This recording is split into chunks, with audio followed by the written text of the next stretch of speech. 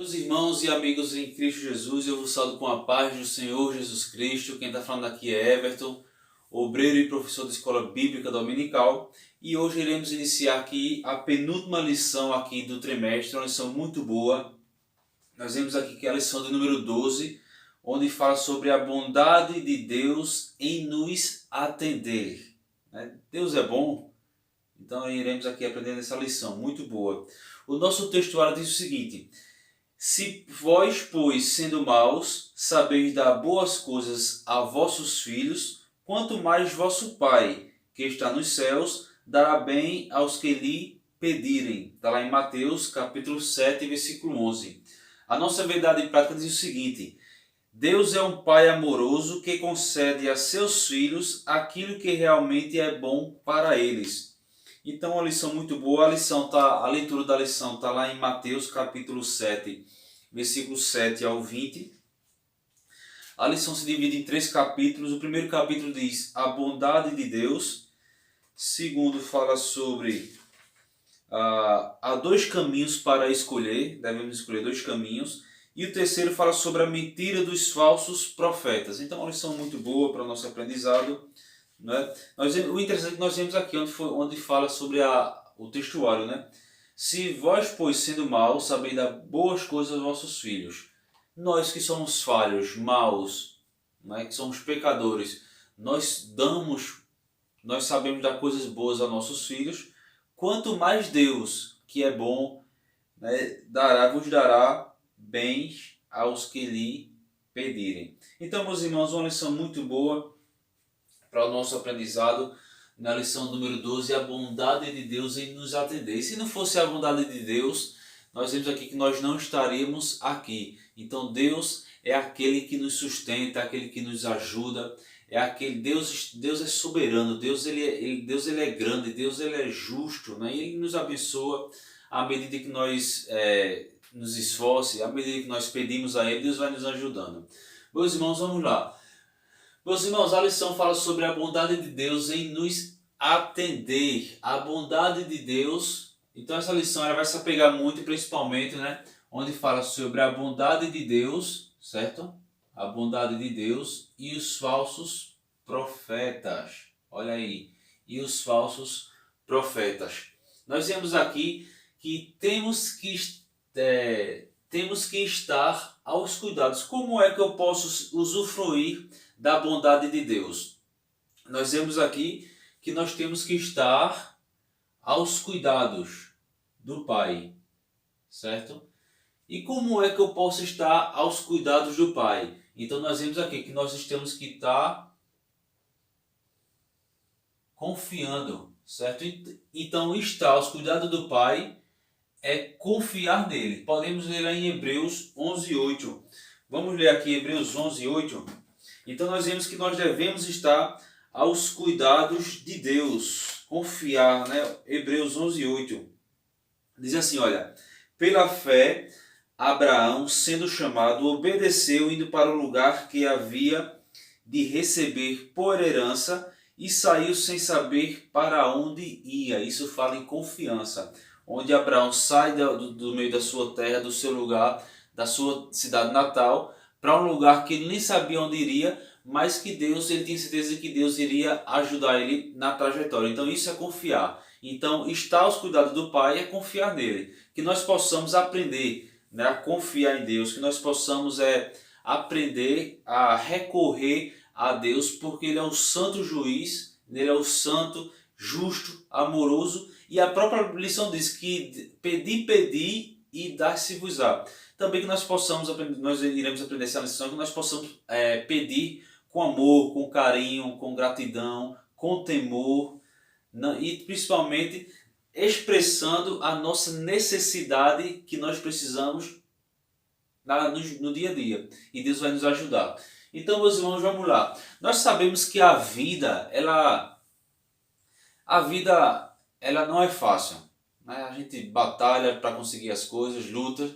Então nós vemos aqui que a vida, ela é marcada pelos espinhos, pelas aflições. Quem nunca pegou alguns espinhos durante a vida? Quem nunca passou por uma aflição?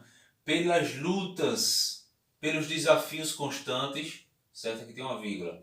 Pelas lutas, pelos desafios constantes, ou seja, quem é que nunca precisou escalar uma montanha? Claro que esse escalar montanhas aqui tem a ver com dificuldades, certo? Então, escalar montanhas, nesse caso aqui, tem a ver com dificuldades, né? Quem é que nunca passou por dificuldades na vida? Então, nós vemos aqui que, agora eu vejo interessante, dificuldades, como a gente já falou aqui, dificuldades, aflições, espinhos, e tantas outras coisas que irão aparecer na nossa vida, mas em nenhuma parte da Bíblia, a própria lição fala que Deus ele não nos prometeu uma vida suave. Deus ele não nos prometeu uma trajetória suave, certo? É o que nós vemos aqui. Então, Deus não prometeu isso. Se nós formos lermos aqui João capítulo 16, nós vamos ver aqui o que Jesus ele nos mostrou aos seus seguidores do que eles iriam passar. João 16, 33 diz o seguinte: tendo-vos dito isso, para que em mim tenhais paz, porque no mundo tereis... Cadê? Aflições. No mundo tereis aflições, mas tende bom ânimo, porque eu venci o mundo. Então Deus ele não nos prometeu uma trajetória suave, mas uma trajetória com dificuldades, porém Deus nos prometeu o quê? A vitória. Se nós estivermos confiando nele, como confiou Abraão, se nós estivermos aos cuidados do Pai, confiando nele, nós venceremos as dificuldades da vida. Então, meus irmãos, é necessário passarmos por isso, né? Mas Jesus ele prometeu estar conosco todos os dias. Vamos lá. Porém, quando recorremos ao Criador, certo? Porém, quando recorremos ao Criador através da oração, certo? Através da oração, Ele nos ouvirá. Olha aí, a gente falou sobre dificuldade, que nós iremos passar por dificuldades, porém, quando nós recorremos ao Criador, certo? Ao Criador, através da oração, a Bíblia diz que Ele, quem? Deus, o Criador, nos ouvirá. E ouvindo Deus, Ele nos ajudará. Vamos lá. Por que Deus nos ouvirá? Porque a sua bondade é grandiosa. Porque a sua bondade é gloriosa. E isso nos faz avançar. Olha aí, lutar e vencer. Então, as dificuldades, os espinhos, as aflições, as lutas, os desafios constantes, certo? Escalar montanhas que tem a ver com dificuldades, as dificuldades da vida, aquelas montanhas que se levantam na nossa frente. Iremos passar por tudo isso. Porém, quando recorremos ao Criador através da oração, a Bíblia diz que Ele nos ouvirá. Glória a Deus. E a sua bondade é grandiosa. Amém. Isso nos faz, veja, a bondade, a misericórdia, a oração ouvida por Deus, a nossa oração ouvida por Deus, ela nos faz, glória a Deus, avançar, lutar e vencer. Vencer o quê? As dificuldades da vida. Então é isso que Deus quer. Deus não nos prometeu uma vida suave, Deus não nos prometeu uma vida regada de ilusão, regada de orgulho. Não, Deus não quer isso na vida do cristão.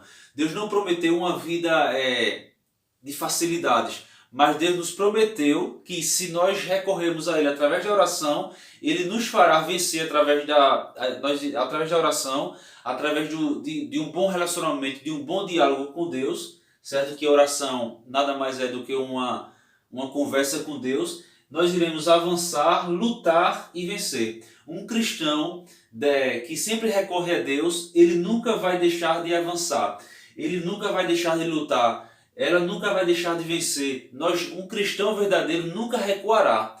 Vocês lembram ali quando ali o exército ali foi escolhido para lutar contra os seus inimigos? Somente 300 ficaram do total no final ali. e muitos recuaram por medo, mas quando nós recorremos a Deus, nós nunca recuaremos, porque Deus está conosco. E lembrando, maior o que está conosco do que o que está no mundo.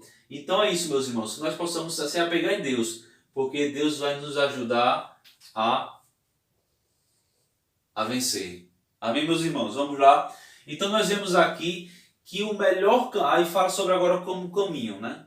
Caminhos que devemos trilhar. Então nós vemos aqui, o melhor caminho é o da oração. O melhor caminho é o da oração. Através da oração, como nós falamos aqui, através da oração, certo? Olha aqui, oração por oração, certo? Através da oração, nós receberemos o quê? A graça divina. Você vai receber porque mereceu, não. Ela vai receber porque mereceu, não. Graça tem a ver com favor e merecido.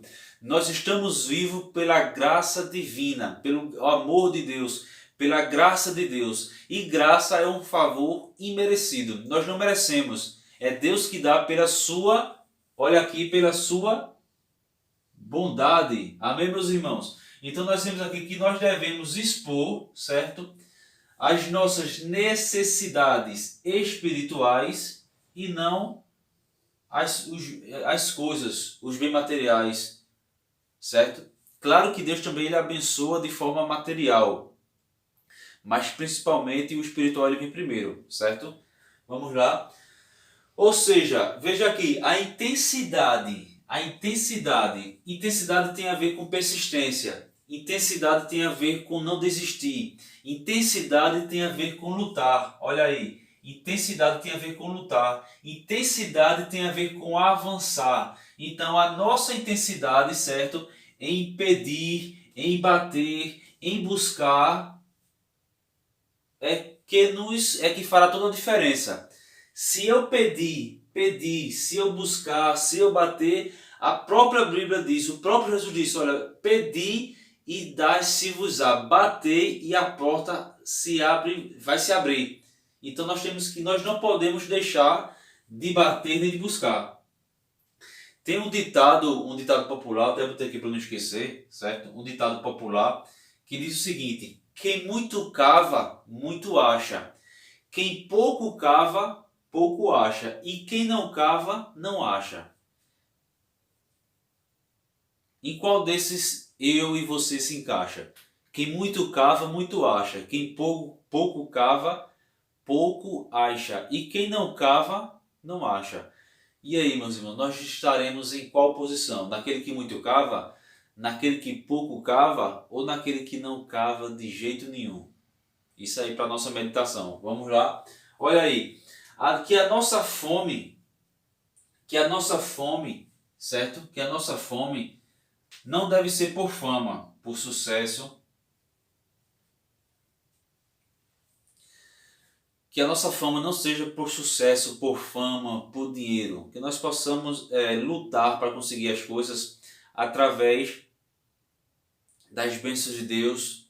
Mas claro, lembrando que as bênçãos de Deus também traz bens materiais, traz bênçãos financeiras também, mas principalmente a espiritual. A espiritual tem que estar em primeiro lugar. Amém, meus irmãos? Quem tem um bom relacionamento com Deus, né? Deus dá sabedoria para saber administrar. Olha aí, Deus dá sabedoria para saber administrar. Se nós não soubermos administrar, nós perdemos tudo.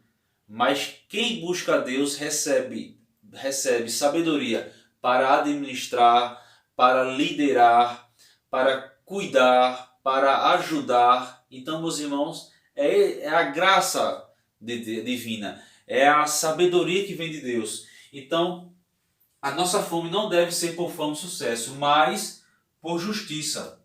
A nossa fome que venha a ser através da justiça. Vamos ler Mateus, bem conhecido, né? até ali no... Nós já estudamos essa lição aqui, mas só para nós... É bom sempre não estarmos... Quem relembra nunca esquece. Quem sempre está relembrando nunca vai esquecer. Mateus 5,6. Bem-aventurados que têm fome e sede de quê? De justiça, porque eles serão fartos. Amém, meus irmãos? Então nós vemos aí tudo isso aqui, a importância. Vamos lá. Nós vemos aqui que Paulo, quando Paulo ele foi abraçado pela graça divina, ele deixou as coisas que ele julgava não ser tão importante e se apegou naquilo que era tão importante, né? Que era as bênçãos de Deus que Deus tinha para a sua vida. Então nós vemos aqui, que vamos ler aqui Filipenses capítulo 3. Filipenses capítulo 3.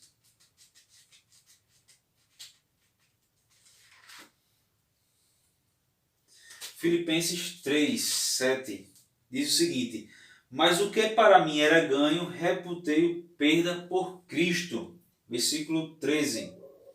Irmãos, quanto a mim, não julgo que eu haja alcançado, mas uma coisa faço, e é que, esquecendo-me das coisas que atrás ficam e avançando para as que estão diante de mim. Olha aí, tem a ver com avançar, certo? Versículo 14. Prossigo para o alvo, pelo prêmio da soberana vocação de Deus em Cristo Jesus. Amém, meus irmãos?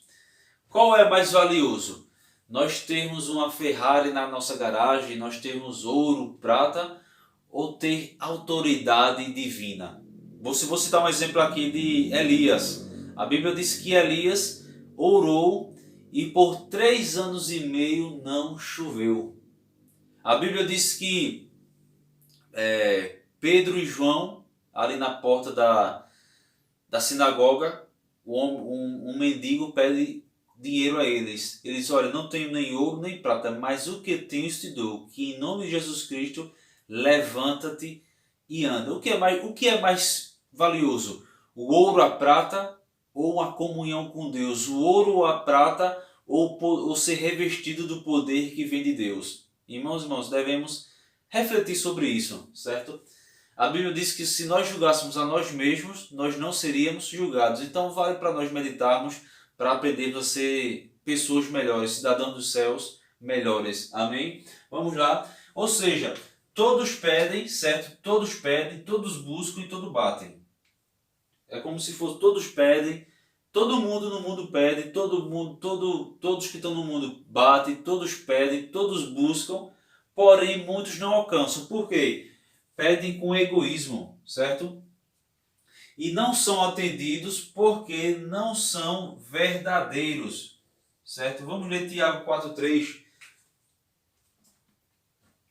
Então muitas vezes não conseguem porque não são verdadeiros, não são filhos de Deus. Então tem tudo a ver isso aí, isso aqui. Vamos ler Tiago capítulo 4, versículo 3.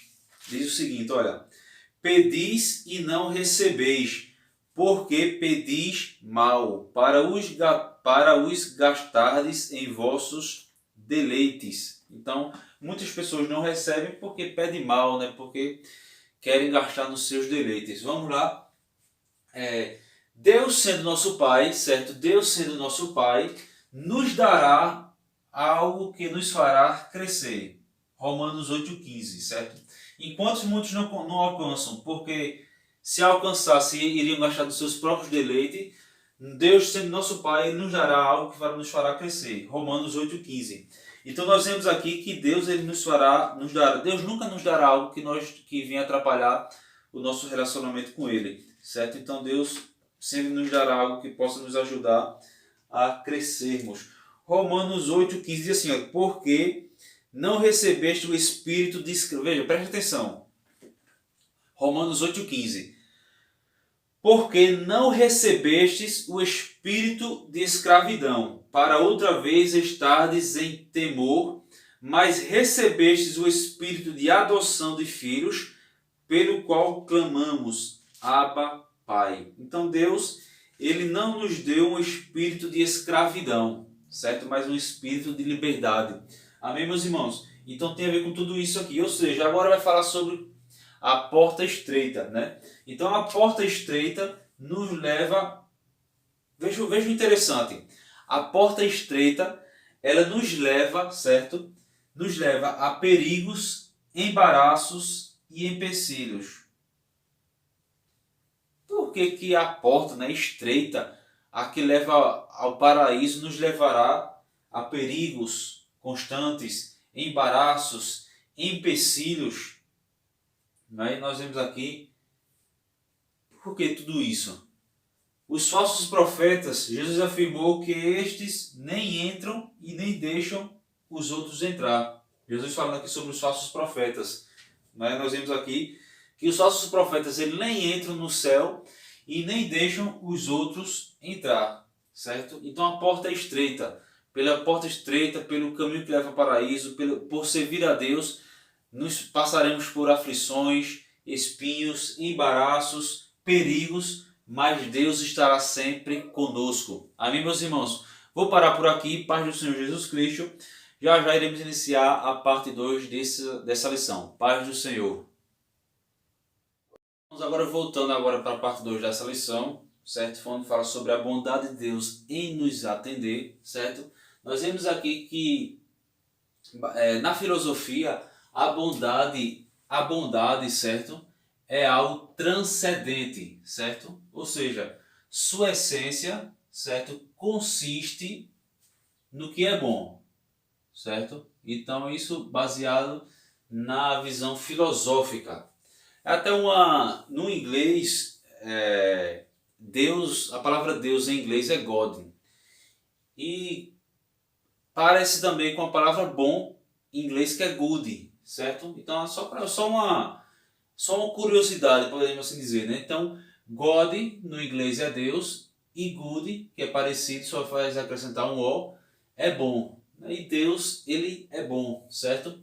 Então vamos lá. Então, baseada na visão filosófica, a bondade é uma vontade universal, certo? É uma vontade universal, uma vontade racional, certo?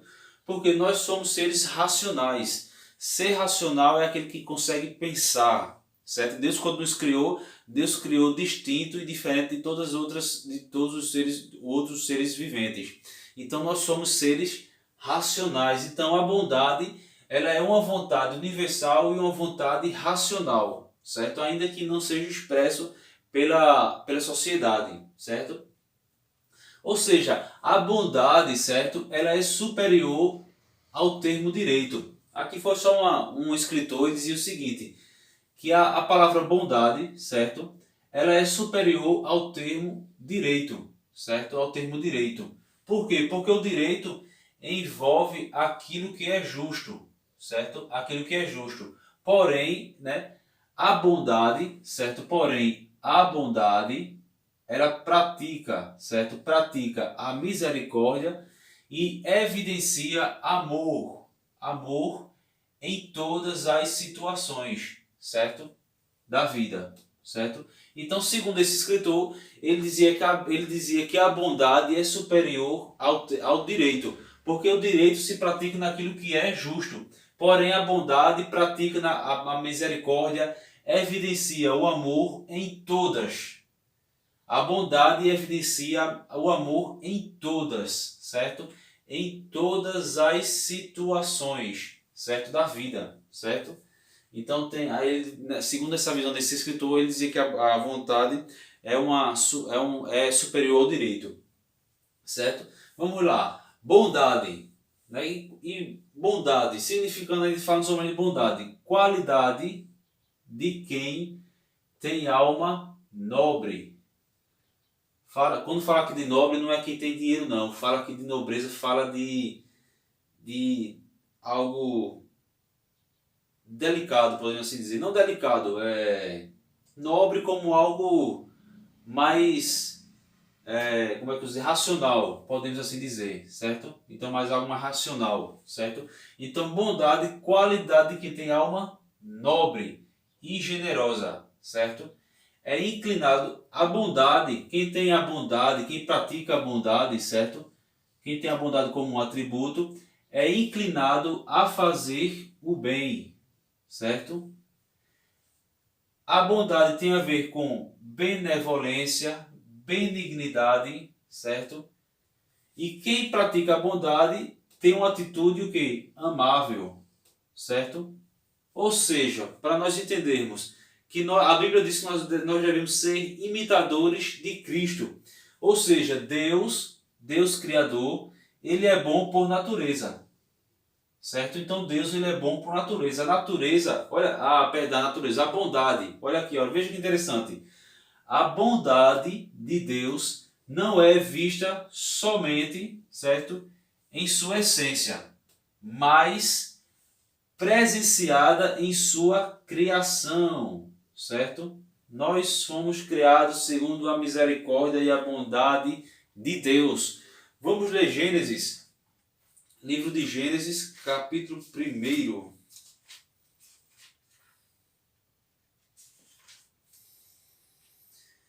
Gênesis capítulo 1, versículo 31. E viu Deus tudo quanto tinha feito, e eis que era muito bom. Apenas essa parte. Vou repetir. E viu Deus tudo quanto tinha feito, e eis que era muito bom. Então nós vemos aqui que a bondade, nós conseguimos enxergar a bondade não somente como uma essência de Deus, mas também nós vemos a bondade de Deus na sua criação, certo? Ou seja, e aqui, pronto. Vamos ler agora 1 João 4,6. 1 João, certo? 1 João, capítulo 4, versículo 6. Nós somos de Deus. Aquele que conhece a Deus, ouve-nos. Aquele que não é de Deus, não nos ouve. Nisto nós conhecemos nós, o espírito da verdade e o espírito do erro. Então fala aqui que se nós somos de Deus, certo? Nós daremos bons frutos, certo? E se nós não formos de Deus, né, já que a árvore é conhecida pelo seu fruto, se nós termos algo bom, praticarmos a bondade, a misericórdia, a benevolência, a benignidade, certo? Uma atitude amável, nós seremos conhecidos por aquele que obedecemos e confiamos em Deus. Vamos ler agora João, capítulo 3, que muitos dizem que é o textuário da Bíblia, né? Muito conhecido de todos, onde muitos falam que é o textuário da Bíblia. Diz o seguinte, olha, João 3,16. Porque Deus amou o mundo de tal maneira que deu seu Filho unigênito para que todo aquele que nele crê não pereça, mas tenha vida eterna, certo? Então nós vemos aqui que não existe amor e bondade maior do que essa, de dar sua vida pelos outros, certo? Isso é o que a própria lição fala. Vamos lá. Então, a bondade, certo? Ainda falando sobre bondade, a bondade é um dos atributos morais de Deus, certo? A bondade de Deus não é uma manifestação momentânea. Deus é bom por natureza. Olha aí, certo? Como já falei aqui, Deus ele é bom por natureza. A bondade, certo? A bondade é um dos atributos morais de Deus. E não é somente uma manifestação momentânea, mas eterna, certo? Vamos lá ler aqui Tiago, capítulo 1. Tiago, capítulo 1,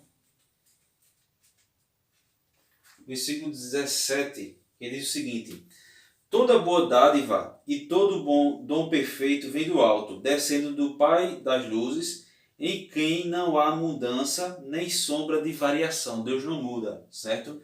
Agora Salmo 34. Vamos ver aqui no livro de Salmos, capítulo 34. 34, versículo 8. Provai e vede que o Senhor é bom. Bem-aventurado o homem que nele confia. Olha aí, veja que interessante. Salmos 34, versículo 8. Fala assim, olha, provai, certo? E vede que o Senhor é bom. Bem-aventurado o homem ou a mulher que nele confia, certo? Então nós vemos aqui que a bondade de Deus é gloriosa. E ai de nós se não fosse a bondade de Deus, certo? Agora, para finalizar, agora iremos falar sobre a lição começa a falar sobre os caminhos, 2 caminhos. A palavra caminho, certo? A palavra caminho é um substantivo masculino que vem do hebraico, que é derek, que significa estrada, jornada, vereda, direção, distância. expressa também um hábito. Tem pessoas que têm o hábito de trilhar um caminho, tem pessoas que têm o hábito de trilhar outro caminho, certo? Então, uma lição muito boa. Amém, meus irmãos, vou parar por aqui e já já iremos iniciar a parte 3 dessa lição. Paz do Senhor e até a próxima parte.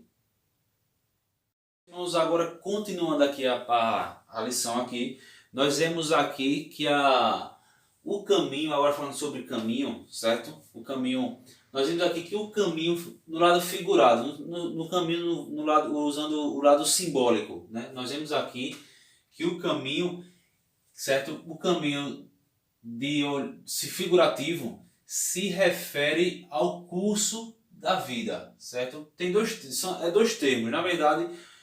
A palavra se refere a dois termos, né? Claro que nós estamos falando do lado figurativo. Primeiro, refere-se ao curso da vida, o outro ao do caráter moral, certo? Ao do caráter moral. Ou seja, dois modos de vida distintos. Então, caminho, usando aqui o lado simbólico, certo? O primeiro tem duas trajetórias. Primeiro, um refere-se ao curso da vida, o outro ao caráter moral. Ou seja, dois modos de vida. Então, o caminho do justo, certo? O caminho do justo e o caminho do ímpio, certo? Tem essas duas distinções que a Bíblia nos fala. Veja que interessante, caminho do justo e caminho do ímpio. Nós vemos aqui que um evita o caminho do outro, certo? O justo, ele evita o caminho do ímpio para não ser reprovado por Deus, né? Porque é um caminho de instabilidade, que não é estável, certo? Já o ímpio, ele evita o caminho do justo para que as suas obras não sejam reprovadas, porque a Bíblia diz que não há junção entre a luz e trevas. Então o ímpio, ele evita o caminho do justo para que suas obras não sejam reprovadas, certo? Vamos lá. Então nisto, olha aí, nisto, veja que interessante. Nestes dois caminhos, né? O caminho que refere-se ao curso da vida, então o caminho do caráter moral e o caminho que refere-se ao curso da vida. O caminho do justo e o caminho do ímpio. Olha, agora veja que interessante. Nisto, certo? Nisto consiste a felicidade, certo? Então, nisto consiste a felicidade. Lá em Salmos 1, fala sobre a trajetória ali do ímpio, né? Então, nós podemos dizer aqui, né? Bem-aventurado o varão que não anda segundo o conselho dos ímpios, nem se detém no caminho dos pecadores, nem se assenta na roda dos escarnecedores. Aí diz que antes tem o seu prazer na lei do Senhor. Então, Salmo 1 fala aqui do caminho do ímpio, certo? Que não tem estabilidade. Então o caminho do ímpio não tem estabilidade, não é uma coisa estável, sempre está em instabilidade, pode estar bom, pode estar ruim, certo? Ou seja, os ímpios serão varridos como palha seca, certo? Já o caminho do justo, certo? O caminho do justo é comparado. Agora veja que interessante, o caminho do justo, ele é comparável, certo, a uma árvore plantada junto a um ribeiro, a uma árvore plantada junto à beira de um rio, certo, ou de uma nascente. Porque uma árvore plantada junto ao ribeiro, junto a uma nascente, né, nós vimos que não vai faltar nada, porque ela vai ter boa terra, vai ter boa água. Tendo boa terra, tendo boa água, vai dar bons frutos, certo? Então, o salmista estava comparado ali o caminho do justo a uma árvore plantada junto ao rio, que não falta nada, certo? Então, nós vemos tudo isso aqui. Vamos ler agora o livro de Atos. Livro de Atos, capítulo 9. Livro de Atos, então o justo, ele é comparado a uma árvore plantada junto a um ribeiro, certo? Junto a um ribeiro de águas, a um manancial. 9:2. E pediu-lhe cartas para Damasco, para as sinagogas, a fim de que se encontrasse algumas daquela seita, quer homens, quer mulheres, que os conduzisse presos a Jerusalém. Então, nós vemos aqui, se nós lermos aqui essa capítulo 9 de Atos, nós vemos aqui que quando eles relatam aos seguidores de Cristo, ao cristianismo, como aqueles que trilhavam o caminho. Ou seja, esse caminho era o cristianismo, certo? Como fala aqui. Então tem a ver com o cristianismo, certo? Vocês me perdoem a zoada, porque esse barulho, esse horário aqui que eu estou gravando é um pouco barulhento. Mas se você escutar algum barulho aí é porque a rua é um pouco barulhenta. Mas vamos lá. Então, se você ler Exato 9, capítulo 9, nós veremos aqui que esse caminho se refere àqueles seguidores de Cristo, né? Os cristãos, certo? Vamos lá. E então Deus, ele indicou dois caminhos. Isso quem tem que escolher é eu e você. O caminho da porta estreita, que leva ao paraíso, e o caminho largo, certo? É o que leva ao inferno. E muitos passarão por ele, certo? Ou seja, então Deus, ele indicou o caminho. Podemos ler em Marcos capítulo 12. Vamos ler aqui Marcos capítulo 12. Marcos 12, 14, diz o seguinte, olha: E chegando eles, disseram-lhe: Mestre, sabemos que és homem de verdade, e não te importas com quem quer que seja, porque não olhas a aparência dos homens, antes com verdade ensinas o caminho de Deus. É lícito, aí fala sobre eles pagar o tributo aos César. Então, mas só essa parte aqui, ensinas o caminho de Deus. Porém, essas pessoas que falaram que Jesus ensinava o caminho de Deus, eram aquelas mesmas pessoas que queriam prender eles. Mas eles falaram a verdade aí, que Jesus ensinava, eles confessaram, porém não acreditavam. Então veja que eles mesmos se discordavam com eles mesmos. Porque chegavam dizendo que Jesus ensinava o caminho que se deveria andar, porém nós vemos aqui que eles não obedeciam a Cristo, muitas vezes nem acreditavam em Cristo. Nesse caso, aqueles que queriam prender Jesus, certo? Então Deus ele indicou o caminho, certo? Vamos lá, a palavra porta, certo? A palavra porta vem do grego pule. Lembrando que eu estou lendo no português, como se eu fosse lendo no português, certo?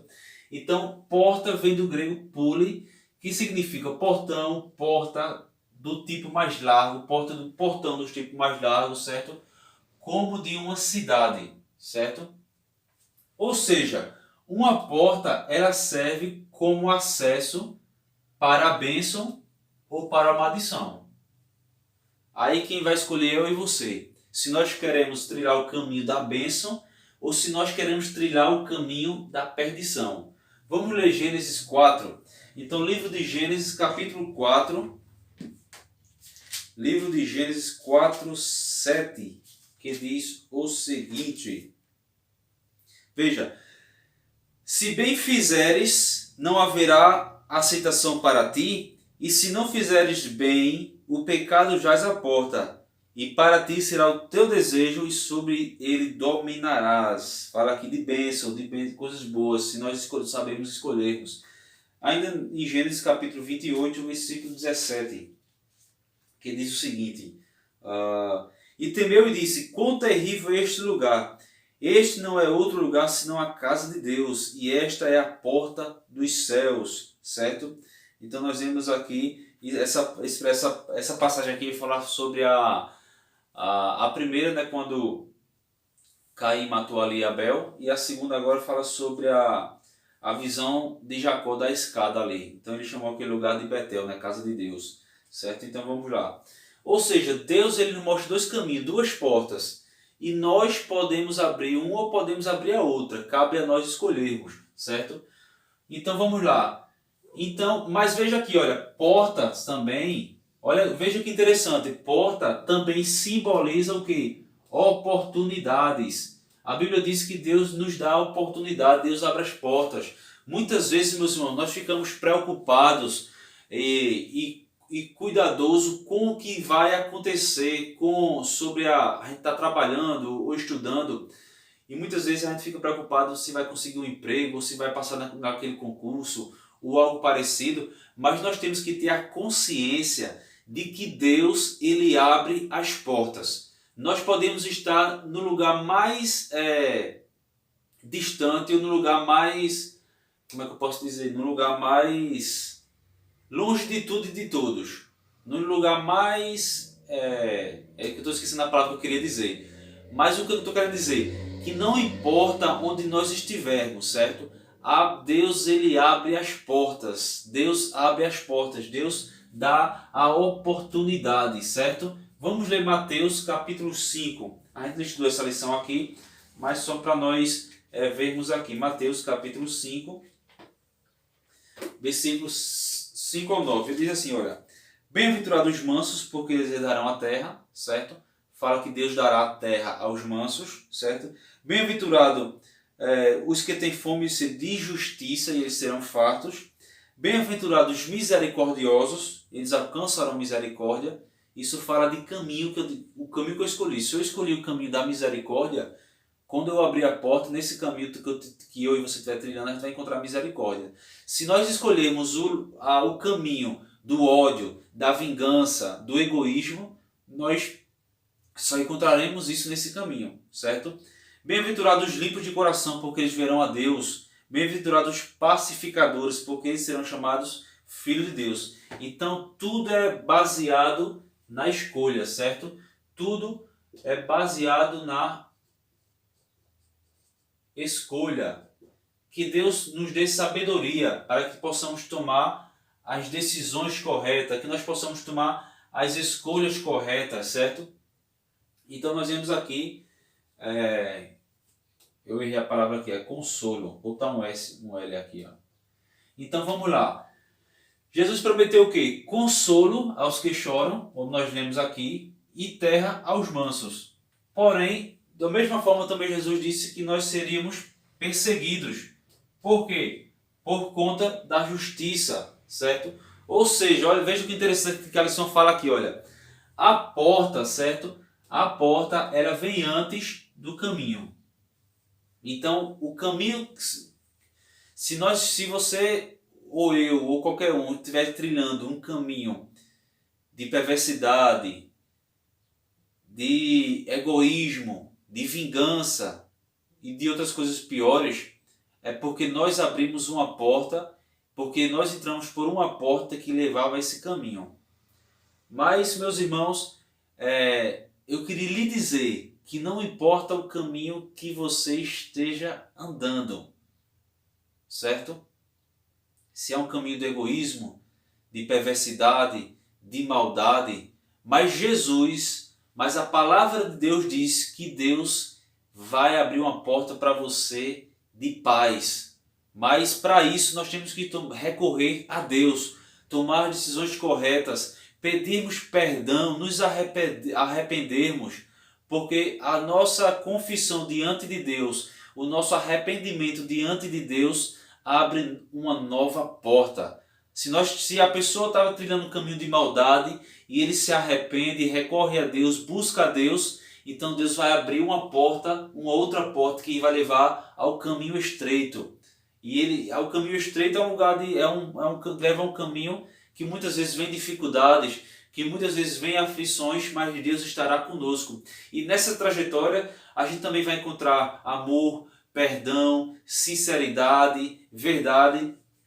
Eu tenho um livro que é muito bom. Se você não leu, leia, porque é muito bom e tem muito a ver com esse tema de hoje, que é sobre caminhos, né? Qual caminho se deve andar, qual a porta que nós devemos abrir. Você possa ler o livro O Peregrino. Então é um livro muito bom. Leia, que você vai ter uma ideia de como é a trajetória de um cristão. Então leia esse livro, O Peregrino, muito bom, certo? Vamos lá. Então tem a ver com escolha, certo? A porta vem antes do caminho. Tem a ver com a nossa escolha, certo? A palavra estreito do grego é stenos, certo? Stenos, que é estreito, que significa apertado, certo? Ou seja, uma pessoa... Essa palavra stenos que diz aqui, certo?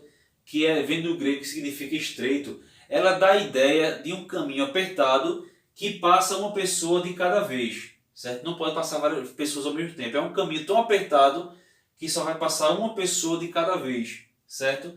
Ou seja, por quê? Agora, por que Jesus usou essa expressão? O caminho apertado, a porta estreita leva ao caminho, um caminho estreito que leva ao paraíso, certo?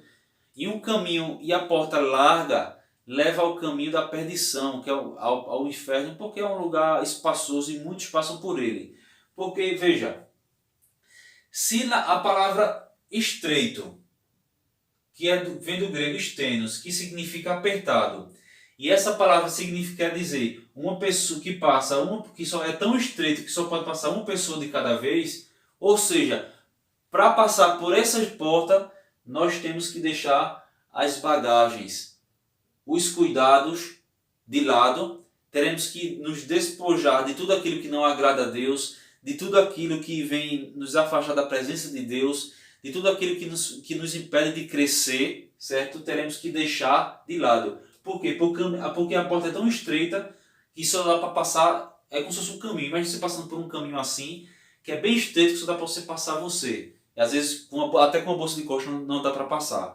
Então é isso. Muitas vezes, por que o caminho largo? Porque para passar pela porta larga e o caminho largo, nós não precisamos nos desfazer das bagagens, dos cuidados que nós pegamos no dia a dia, certo? Então, para passar pela porta estreita, nós temos que nos desfazer das bagagens, dos cuidados desse mundo, certo? Mas o caminho que leva à perdição é largo e a gente não precisa se desfazer de nada. É um caminho fácil, de facilidade, onde é largo e nós não precisaremos nos desfazer de nada, certo? Esse é o caminho que leva à perdição, a porta larga, certo? Ou seja, caminho, olha aqui, olha, caminho traçado por Cristo, certo? O caminho estreito, a porta estreita, o caminho estreito, certo? Foi traçado por Cristo, que tem a ver com negar-se a si mesmo. Por isso que eu falei aqui, olha, da bagagem, dos cuidados do mundo, certo? Então, o caminho estreito, a porta estreita, é um caminho traçado por Cristo. Para quem quiser chegar no paraíso, no céu, terá que passar por essa porta estreita. Claro que nós estamos falando aqui de uma forma simbólica, como se fosse um lugar estreito, que nós temos que nos desfazer dos cuidados do mundo, das bagagens que nós iremos. Essas bagagens, esses cuidados têm a ver com o egoísmo, com a falta de amor, com a falta de perdão, com a falta da verdade. Então, tem a ver com isso, tudo isso aqui, os cuidados desse mundo, certo? Então tem a ver com isso. A gente passa e não precisamos nos desfazer de nada, certo? Porém, o caminho estreito, nós temos que negar-se a si mesmo. É tão estreito que só passa uma pessoa de cada vez. Então nós temos que nos desfazer das coisas mundanas para passar por essa porta. Porém, nós vemos aqui que o caminho largo é modelado por quem? Por Satanás, certo? É uma porta larga, certo? É um cristianismo que permite tudo, certo? É aquele cristianismo que permite tudo. É aquela religião que permite tudo. Ah, tudo é bom, tudo é normal, todo caminho leva à venda, toda religião é boa, tudo, o importante é ser feliz. Não precisa, faça o que der na telha, faça o que você quiser, pronto. Se eu tiver esse pensamento, aí o caminho que eu estou trilhando é isso aqui, olha. É a porta larga, é o caminho largo e a porta larga. É o caminho modelado por Satanás. Nós não precisamos, para trilhar esse caminho aqui, a gente não precisa nos desfazer de nada. Pode vir do jeito que vier, não precisa negar-se a si mesmo. Tudo é permitido, tudo é bom, toda religião é boa, tudo é bom e normal, pode fazer o que quiser. É esse aqui o caminho. Mas porém o seu fim é o inferno. Porém, para trilhar esse caminho aqui, o caminho traçado por Cristo, nós temos que negar-se a si mesmo. Se nós não negássemos a nós mesmos, nós não passaremos por essa porta, certo? Nós não trilharemos esse caminho. Amém, meus irmãos? Então, a paz do Senhor Jesus Cristo, já iremos iniciar a próxima parte aqui. Paz do Senhor. irmãos, agora continuando aqui na lição, nós vemos que nós não podemos dar crédito a tudo, a todos, certo? Por exemplo, aqui, não dar crédito a tudo. Vamos ler 1 João capítulo 4. 1 João capítulo 4, versículo 1. Amados, não creiais em todo o Espírito, mas provai se os Espíritos são de Deus, porque já muitos falsos profetas se têm levantado no mundo, certo? Então nós não podemos dar crédito a tudo e a todos, pensando que todos são de Deus, e muitas vezes não são, certo? Vamos ler agora 2 Coríntios, certo? 2 Coríntios, capítulo 14, 2 Coríntios, capítulo 11, perdão. 2 Coríntios, capítulo 11, versículo 13 e 14, diz o seguinte: porque tais falsos apóstolos são obreiros fraudulentos, transfigurando-se em apóstolos de Cristo.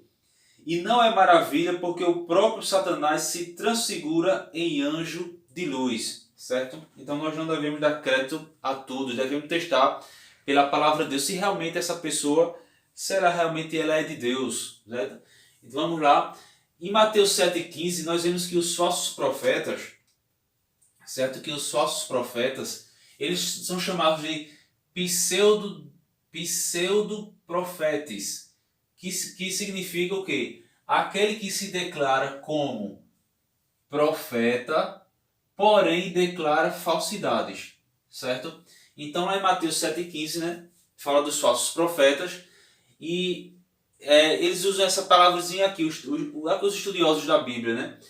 Pseudo-profetes, que significa aquele que se declara como profeta, certo? Porém declara falsidades dizendo que foi Deus que falou. Então eles são chamados de pseudo-profetes, né? Que é um tipo de falso profeta, certo? Por exemplo, lá em Atos capítulo 5, nós vemos a história de Judas, o Galileu.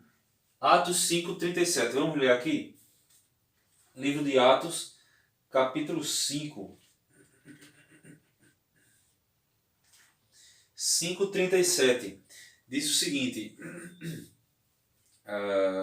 depois deste levantou-se Judas, o Galileu, nos dias do alistamento, e levou muitas pessoas após si, mas também este pereceu, e todos que lhe deram ouvidos foram dispersos. Então nós vemos aqui que nós devemos dar ouvidos à palavra de Deus e atentar se realmente essa pessoa está em acordo com a palavra do Senhor. Certo? Temos que fazer esse teste, se é de Deus, certo? Vamos lá. Então nós vemos aqui em Mateus 7,6, se usa a expressão cães e porcos, né?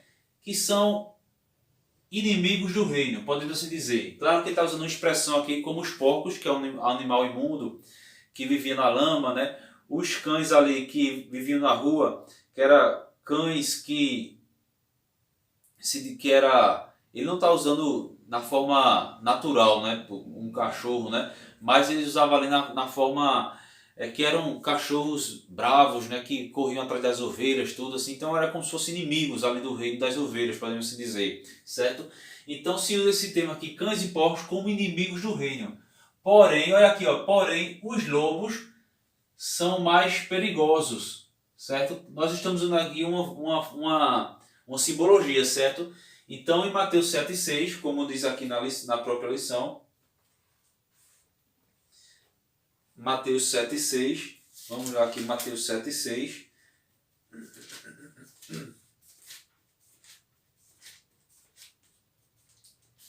Mateus 7,6 diz o seguinte, olha, não deis aos cães as coisas santas, nem deitei aos porcos as vossas pérolas, para que não as pisem, voltando-se vos despedacem. Então, se usava aqui os cães e os porcos como inimigos do reino, aquelas pessoas, porcos é aquele animal imundo que via na lama, os cães que simbolizavam aquelas pessoas que por tudo brigavam, que faziam confusão por tudo, certo? E se eram inimigos do reino, porém os lobos, certo? Eles são mais perigosos. Por quê? Os lobos eles se disfarçam, né? Segundo aqui a Bíblia aqui, fala que aqueles que tá no meio das ovelhas, certo? Pode ler Mateus 7,16. E só para recapitular, a lição fala que os lobos são mais perigosos do que os cães, do que os porcos aqui na simbologia. E na biologia, certo? Na biologia, um lobo ele tem uma mordida 10 vezes mais forte do que um pitbull, certo? Então um lobo, certo? Um lobo, ele tem uma mordida 10 vezes mais forte do que a mordida de um pitbull. Então o lobo ele é mais perigoso. Então, e a lição fala que usa dessa simbologia, né? Que era aqueles lobos disfarçados de ovelhas. Então ele é mais perigoso, porque o lobo ele é um animal astuto, ele fica observando a sua presa até poder atacar ela, né, na sua fraqueza. Então o lobo era mais perigoso, certo? Vamos lá. Então, olha aqui, falando sobre o fruto agora. O fruto prova a real essência, ou seja, o fruto de uma pessoa, o fruto de uma árvore prova a sua real essência, certo? As árvores boas dão bons frutos, certo? As árvores boas dão bons frutos, certo? A árvore podre por dentro.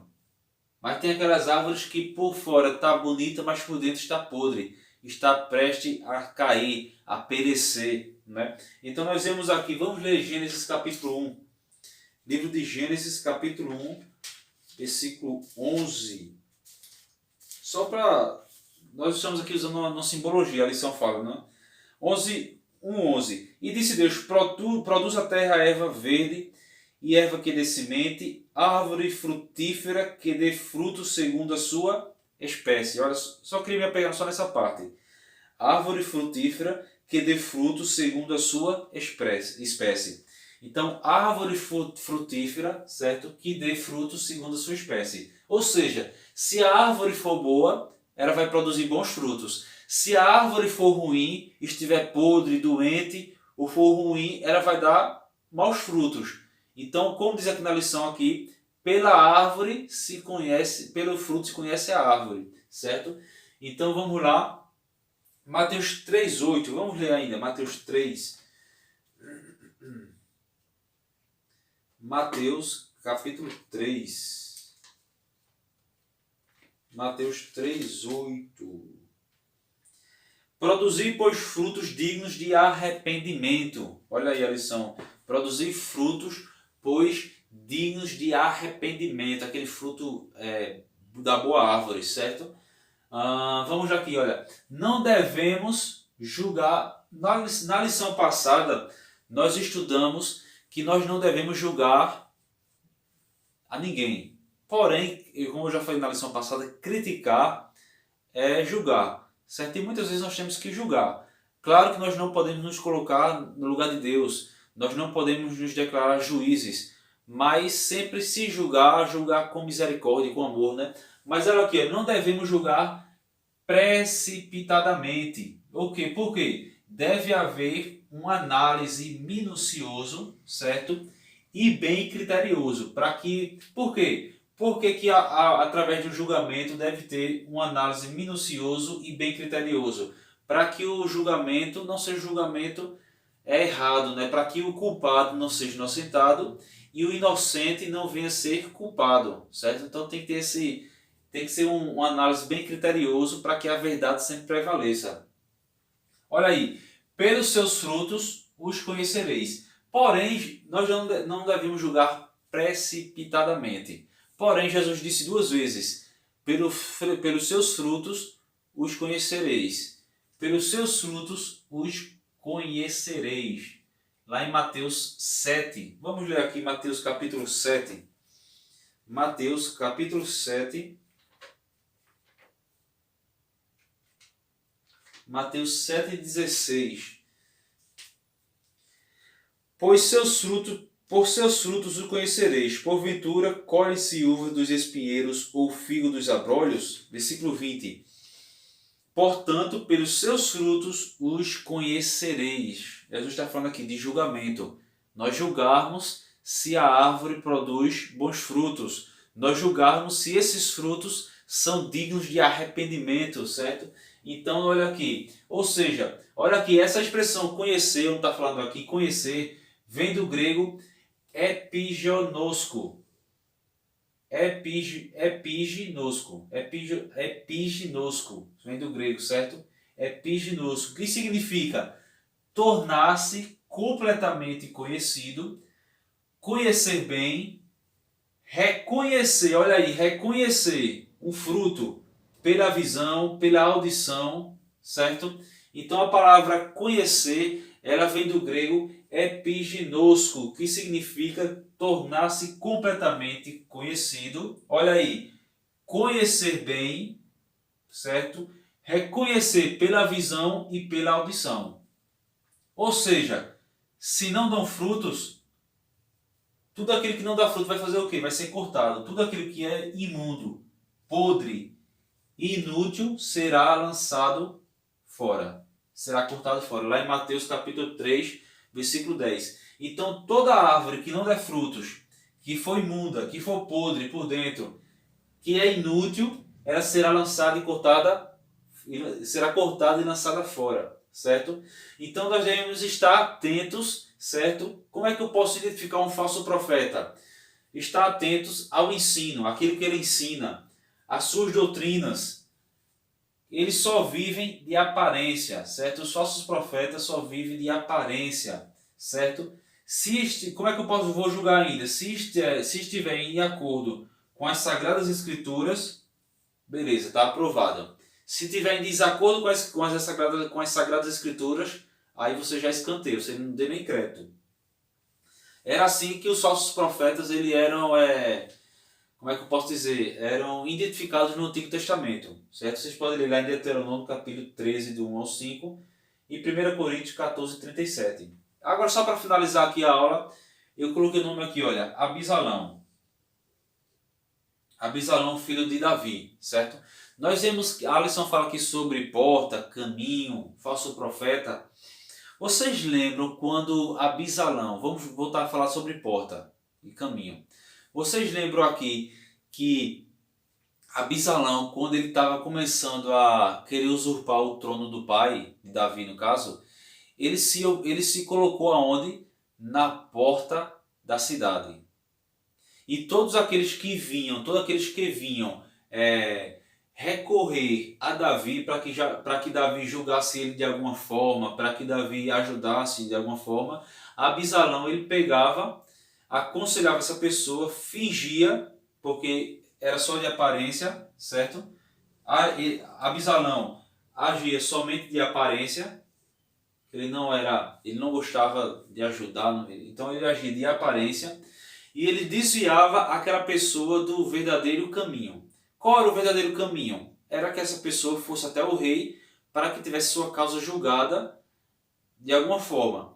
Então o falso profeta ele vai se colocar à porta para desviar as pessoas do caminho que se deve trilhar. Os falsos profetas vão se colocar, estou falando de uma forma simbólica, vão se colocar à porta do caminho verdadeiro para que as pessoas andem por outro caminho e por outras portas. Então Abisalão, quando começou a usurpar o trono do pai, ele se colocou na porta da cidade e aconselhava as pessoas para parecer bem de outra maneira, não permitindo que as pessoas fossem até Davi. Então assim age o falso profeta. Ele se coloca na porta do caminho, na porta. Ele se coloca no início do caminho para desviar as pessoas que trilham o caminho da luz e da verdade. Amém, meus irmãos? Paz do Senhor Jesus Cristo. Espero que vocês tenham aprendido. Vou finalizar por aqui e até a próxima lição, certo? Paz do Senhor, que você possa ter uma ótima semana na presença de Cristo.